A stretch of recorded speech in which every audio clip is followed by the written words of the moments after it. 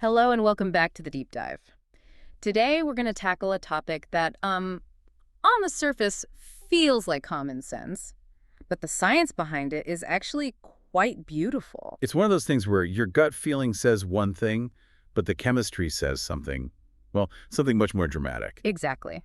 I want to start with a simple question for you and for everyone listening. Hmm. Just think about an iron nail. Okay, a standard nail. Yeah.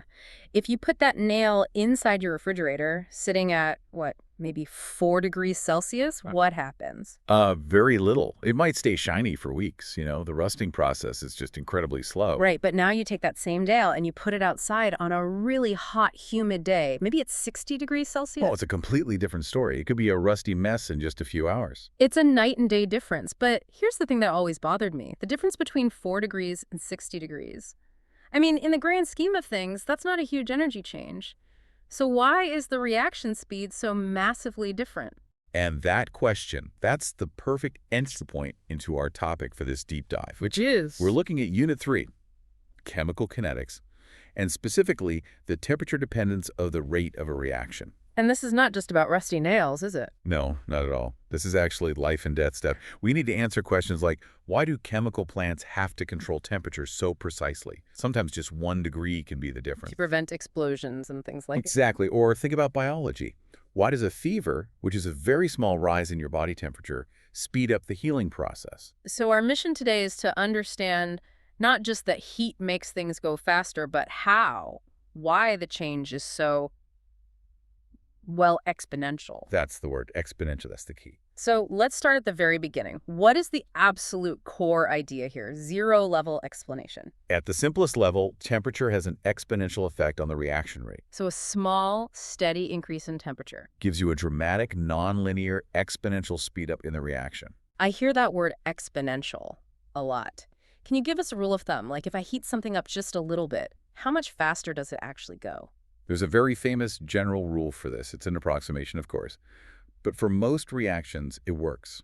Yeah. For every 10 degrees Celsius increase in temperature, the rate of the reaction, it doubles or even triples. Wait, just 10 degrees? Just 10 degrees. That seems wild. I mean, if I'm cooking something at 100 degrees and I go to 110, that's a tiny percentage change, but the speed doubles. Correct. It's a massive jump. And to understand why, we need to stop thinking about beakers and start thinking about, well, about behavior. Okay, let's visualize this. Give me one of your analogies. Of course. I want you to imagine a classroom full of students, and they're taking a very difficult test. Okay, I'm picturing it.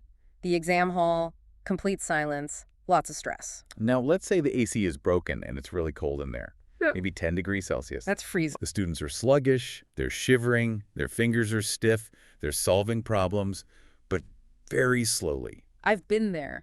Too cold to think properly. Now let's warm the room up to a comfortable 25 degrees. Okay. The shivering stops. They're thinking faster. Yeah. But now, let's turn the heat up to 40 degrees Celsius. That's really hot, like a proper summer afternoon. It's hot. The students are energized, they're alert, their metabolism is firing, and they're solving those problems much, much faster. So the students here are the molecules. Exactly. At higher temperatures, molecules have more kinetic energy, they move faster, they collide more often. But wait, I remember something from the notes. It's not just about bumping into each other more, is it? Most collisions don't really do anything. That is the crucial insight. You've hit on the most important point. Most collisions are useless. The molecules just, brush past each other. For a reaction to happen, you need a proper crash. You need a crash with enough force to break the old chemical bonds so that new ones can form. And there's a name for that minimum energy requirement. Activation energy. That's the one, activation energy. I always think of it like an entry fee for a club. That's a correct way to put it. You can hang around outside all night, but if you don't have the cash, the activation energy, you are not getting in. No reaction for you. Precisely. And that's why the rate doubles with just a 10-degree rise. It's not because the average speed of all the molecules doubled. It's because the number of molecules who could suddenly afford that entry fee, that number doubled. Oh, that's a really subtle but important difference. Explain that a bit more. Okay, think of a graph of molecular energies. It's a curve. Most molecules have an average energy, somewhere in the middle. Right. A few have very low energy, and a very small group at the far end has extremely high energy. The elite club. Exactly. When you increase the temperature by 10 degrees, the whole curve shifts just a tiny bit to the right. But that tiny shift causes a massive increase in the population of that elite group at the end. The ones that have enough energy to overcome the activation energy? Yes, so the average energy didn't change all that much, but the fraction of successful high-energy molecules just skyrocketed. Okay, that makes sense. Now, let's get the perfect definition for the board exams. If a student is asked to define this relationship, what's the textbook perfect line? Right, pen and paper ready. Here's the insert safe definition. The rate of reaction increases exponentially with increasing temperature. Generally, the rate constant doubles or triples for every 10 degrees C rise. And for the extra marks, the Y part. You should add, this is due to an increase in the fraction of molecules possessing kinetic energy greater than the activation energy. Perfect. Now, what's the biggest mistake students make here? Where do they get confused? Oh, this is a very common trap. Uh-huh. Students often think that temperature and concentration have similar effects. And they don't. They absolutely don't. Concentration effects are usually linear. You double the concentration, you might get double the rate. Simple.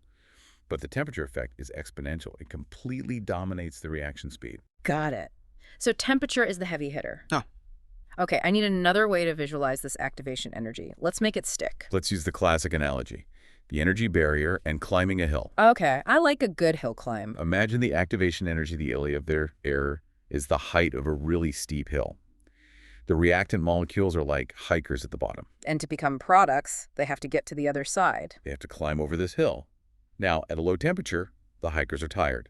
They don't have much energy. So they try to run up the hill. And they get maybe halfway up, and then they just slide back down. No reaction. They're still reactants. Makes sense. But now, at a high temperature, we've given them a huge energy boost. They're running fast. Now, most of them have enough momentum to get all the way to the top and cross over. And the rate of hill crossing just skyrockets. Exactly. And now for the most important question. Did the hill get any smaller? No. The hill is the same size. The hikers just got stronger. Yeah. Or faster. Perfect. That is the concept. Temperature gives the molecules more energy. It does not lower the activation energy hill. That's a really helpful way to see it. I've also heard an analogy about popcorn popping. Yes, the popcorn analogy is excellent for this. Yeah. Think about a pot of kernels on a stove. Okay. At, say, 50 degrees Celsius, what happens? Nothing. It's just warm corn. Right. Almost none of the kernels have reached that energy threshold to burst. But you crank the heat to 180 degrees. And suddenly they all start popping at once. Pop, pop, exactly. Yeah. Because they all cross that energy barrier. Okay, so why do we need to study this in such detail? Why does this concept even exist as a topic? Because we need a quantitative model. We need to be able to predict exactly how much the rate will change. Without this, you can't design a refrigerator for medicine or optimize a chemical plant. Is there a name behind this? Who figured it all out? We have to mention Svante Arrhenius. Way back in 1889, he's the one who proposed the Arrhenius equation. Ah, the famous one. Yes. K, a Renard Arret. That equation is the mathematical explanation for why temperature has such a dramatic effect. Okay, let's do one more visualization, a mental movie for everyone listening. I want you to close your eyes for a second. Okay, let's go to the molecular stadium. A stadium. Describe the scene. Picture a running track, but the finish line. It's at the top of a very tall hill. That hill is our activation energy barrier. Got it. Tall hill. Now it's a cold day. 10 degrees Celsius. Our athletes, the molecules, are all wearing blue jerseys. Low energy. They're sluggish, running slowly. Watch them try to get up that hill. Only a few of them are making it. The really fast ones. Exactly. Most are just rolling back down. Now, snap your fingers. The temperature is now 50 degrees Celsius. What's changed? Now the athletes are wearing red jerseys. They're energized. They're sprinting. Watch them now. Almost all of them have enough power to just zoom up that hill and cross the finish line. So the red fraction, the number of energetic molecules, has grown exponentially. It has. And the key takeaway from this movie is that the hill height, the EL at air, it didn't change at all. The runners just got more energy. The hill doesn't move. The runners get faster. That really sticks. Okay, let's bring this back to the real world. We started with the rusting nail. Yes, the rusting speed phenomenon. At 4 degrees in the fridge. Barely observable, the molecules just don't have the energy to react properly. At room temperature, 25 degrees. You'll notice it in a few days. And at 60 degrees, a hot, humid day. You'll see dramatic rust in a matter of hours. A small temperature change, a huge rate change. Okay, that's a slow reaction. What about dangerous ones? You mentioned explosions. Absolutely. This brings us to a technology application, explosion prevention, and a concept called thermal runaway. Thermal runaway. That sounds intense. It's the nightmare scenario in a chemical plant. Imagine you have an exothermic reaction. One that releases heat as it goes. Yes, so the reaction starts and it releases heat. That heat raises the temperature inside the reactor. And as we just learned, when the temperature goes up, The reaction rate increases exponentially, which creates even more heat. which raises the rate even further, which creates even more heat. It becomes a vicious cycle. If you don't have a powerful cooling system to stop it, the pressure builds and the whole thing can explode. Wow, so understanding this rule is literally a matter of safety. It is critical for chemical engineers. I have a question, a sort of counterintuitive one. You said a 10-degree rise doubles the rate. But if I'm at, say, 300 Kelvin, and I go to 310 Kelvin, that's only a 3% increase in temperature. Why on earth does the rate double? It feels like magic. That's the 10 degree C double rule confusion. You're right, the linear temperature increase is small. But you have to remember the Arrhenius equation. It's not about T, it's about the factor The E. exponential part. Exactly. Because of that power of E, that small linear change in T causes a huge exponential change in the rate constant K. It's not linear math, it's exponential math. Okay, so never underestimate a small temperature rise. Never. Right, let's get into some exam-safe clarity lines. I want to make sure everyone listening is totally ready.